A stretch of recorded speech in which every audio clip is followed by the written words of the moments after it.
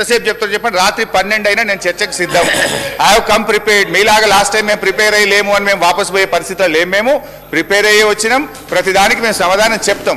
దయచేసి మీరు రాసుకోండి. నేను మాట్లాడిన తర్వాత రిప్లై ఇవ్వండి. ఇంకా కావాలంటే మళ్ళీ ఆన్సర్ చేస్తాను నేను. అయితే అధ్యక్ష అన్నీ చేస్తాను, రందిపడుకు. Yes, I will answer everything. ఇంకన్నా ఒకే పట్టుకోదు. బీపీలు వేసినట్టుందో గోలేసుకుంటా బయటకు పోయి.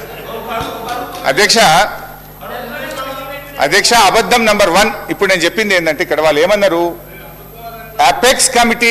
మరి మీరే చెప్పుతో కొట్టానే భాష మీరు మాట్లాడితే అప్పుడు అది చెప్పాలి కదా, అపెక్స్ కమిటీ మీటింగ్లో, రెండవ అపెక్స్ కమిటీ మీటింగ్లో కేఆర్ఎంబీకి బోర్డులు అప్పచెప్పడానికి ఒప్పుకున్నారు అన్నారు.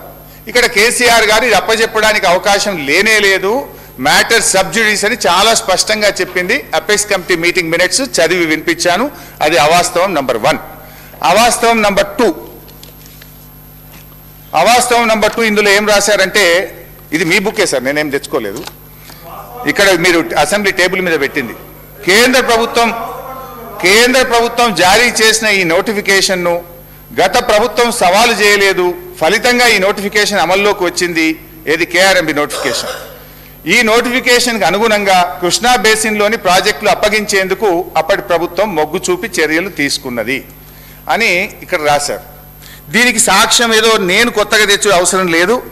మీ ప్రభుత్వంలో మీ కార్యదర్శి రాహుల్ బొజ్జా గారు రాసిన లెటర్లోనే దానికి సాక్ష్యం ఉంది, ఆధారం ఉంది. చూపిస్తాను, ఒకసారి వినండి, చదువుకోండి.